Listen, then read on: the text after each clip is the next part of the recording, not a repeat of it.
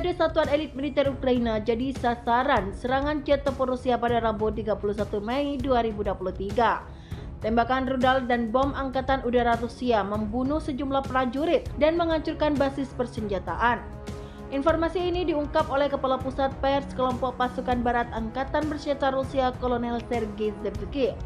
Dalam keterangannya, Zebsky menyatakan jika serangan kelompok udara militer Rusia diarahkan ke Brigade Pasukan Khusus ke-1, Brigade Mekanis Terpisah ke-14 dan Brigade Mekanis Terpisah ke-92 Angkatan Darat Ukraina. Penerbangan kelompok itu merupakan serangan rudal dan bom di titik-titik penempatan sementara Brigade Operasi Khusus ke-1 dan serangan menyasar area konsentrasi personel, senjata, dan peralatan militer dari Brigade Mekanis Terpisah ke-14 dan ke-92 serta unit pertahanan teritorial, ucap Zebsky seperti dikutip dari kantor berita Rusia RIA Novosti. Lebih lanjut, Zebsky membeberkan keberhasilan pasukan artileri Rusia dalam pertempuran di arah kota Kupets Oblast Provinsi Kharkiv dengan menggunakan Miriam Swegra 2S3 Akasia dan 2S19M STAS. Pasukan artileri Rusia menghabisi 2 awak mortir militer Ukraina yang menembaki pemukiman sipil Lozovaya dan Zapadia dari Starista dan Vysenovia. Akibat serangan ini, unit meriam yakni D2152mm dan D3012mm milik tentara Ukraina hancur. Selain itu, militer Rusia menggagalkan 5 upaya untuk merotasi unit di garis zona pertahanan tentara gabungan ke-6 Angkatan Bersenjata Ukraina. Hampir 15 bulan militer Rusia melancarkan invasi ke Ukraina. Sejumlah pihak menilai jika pasukan Vladimir Putin menelan banyak kerugian, apalagi armada beruang merah belum bisa menguasai penuh front timur dan masih jauh menuju ibu kota Kiev. Angkatan Bersenjata Ukraina kerap membeberkan data kehancuran persenjataan dan peralatan tempur hingga klaim membunuh sejumlah tentara Rusia. Akan tetapi laporan militer Ukraina justru terbantahkan oleh data yang diungkap oleh Jerman, salah satu negara sekutu dari NATO. Kepala Badan Intelijen Federal Jerman Bruno Kahl menegaskan jika sampai saat ini ia sama sekali belum mendapat bukti melemahnya kekuatan militer Rusia. Menurut Kahl, Angkatan Bersenjata Federasi Rusia masih akan terus dikdaya, bahkan jika harus menghadapi perang dalam waktu yang lama dan Rusia masih mampu berperang dalam jangka panjang, mengisi kembali pasukan dengan personil militer senjata serta amunisi.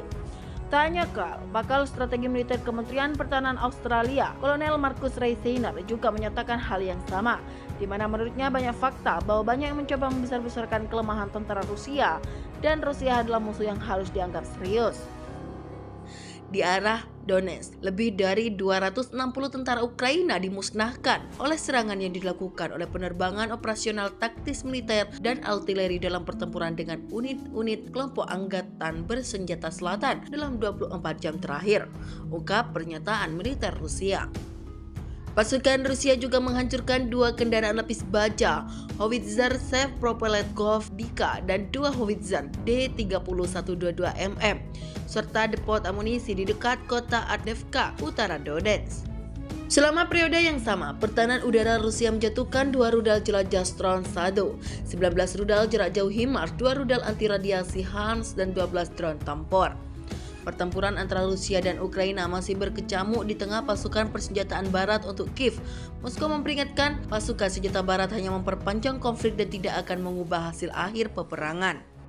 Kelompok tentara bayaran Wagner Rusia mulai menyerahkan posisinya di Bakhmut kepada pasukan reguler Rusia pada Kamis 25 Mei 2023. Pengalihan kendali ini terjadi 5 hari setelah Wagner menyatakan kontrol penuh atas kota di Ukraina Timur yang hancur setelah pertempuran perang terpanjang dan paling berdarah. Moskow mengatakan merebut Bakhmut membuka jalan menuju kemajuan di kawasan industri timur yang dikenal sebagai Donbas. Sementara Ukraina mengatakan pertempuran itu menarik pasukan Rusia ke kota itu, menimbulkan banyak korban dan melemahkan garis pertahanan Moskow di tempat lain. Pendiri Wagner Yevgeny Prigozhin yang telah berulang kali menuduh militer reguler Rusia meninggalkan wilayah yang direbut sebelumnya oleh anak buahnya mengatakan Wagner akan siap untuk kembali ke kota jika diperlukan. Mulai hari pukul 5 pagi 25 Mei hingga 1 Juni, sebagian besar unit Wagner akan ditempatkan kembali di kamp-kamp di belakang, kata Prigozhin dalam sebuah video seperti dikutip dari Reuters. Dalam video itu, Prigozhin nampak menggunakan perlengkapan perang dan berdiri di samping blok pemukiman yang rusak akibat perang, dan dia juga mengatakan 20.000 pejuangnya tewas dalam upaya merebut Bakhmut. Sementara Wakil Menteri Pertahanan Ukraina Hanna Maliar mengatakan dalam sebuah pesan di aplikasi Telegram bahwa Wagner telah menyerahkan posisi di pinggiran kota, tetapi pejuang Wagner tetap berada di dalam kota itu sendiri. Pasukan Rusia telah mengambil alih sebagian wilayah Ukraina sejak perang dimulai, dan Ukraina merencanakan serangan balasan besar-besaran untuk merebut kembali tanah mereka. Ukraina menggunakan senjata modern dan dipasok oleh Sekutu Barat dan pasukan yang baru dilatih di seluruh Eropa. Rusia juga dilaporkan telah membangun benteng yang luas di Ukraina Timur dan Selatan dalam kesiapan untuk serangan balasan. Analis militer mengatakan serangan kecil yang dilakukan oleh pasukan Ukraina mungkin ditujukan untuk menyebarkan pasukan Rusia secara tipis, menciptakan celah di tempat lain yang dapat dieksploitasi. Dalam pertukaran tahanan dengan Rusia, Ukraina menerima 106 tentara yang ditangkap di Bakhmut, dan Rusia mengkonfirmasi pertukaran itu, serta juga dilaporkan Wagner mengambil bagian dalam pertukaran itu, tetapi tidak mengatakan berapa banyak orang Rusia yang dibebaskan. Moskow menyalahkan serangan yang dimulai pada hari Senin pagi atas aksi sabotase militer Ukraina. Kiev menggambarkannya sebagai pemberontakan terhadap Kremlin oleh pihak-pihak partisan Rusia. Pertempuran terjadi di wilayah Belgorod, sekitar 80 km di utara kota Kharkiv di Ukraina bagian timur. Wilayah tersebut merupakan pusat militer Rusia, tempat terdapat gudang bahan bakar dan amunisi. Ini bukan kali pertama Rusia mengklaim adanya serangan dari pihak sabotase Ukraina, tetapi ini adalah kali pertama operasi untuk menggagalkan serangan berlanjut ke hari kedua. Upaya ini memperlakukan Kremlin dan menyoroti kesulitan yang dihadapi Moskow dalam invasi mereka ke Ukraina.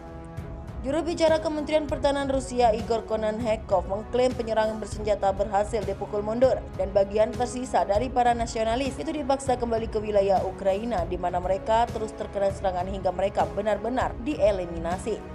Portal berita Rusia RBK mengutip sumber yang tidak disebutkan namanya di Kementerian Dalam Negeri regional dan kepolisian setempat, menyatakan bahwa Gaivoron mengalami serangan artileri yang berlangsung sekitar 5 jam pada awal Senin.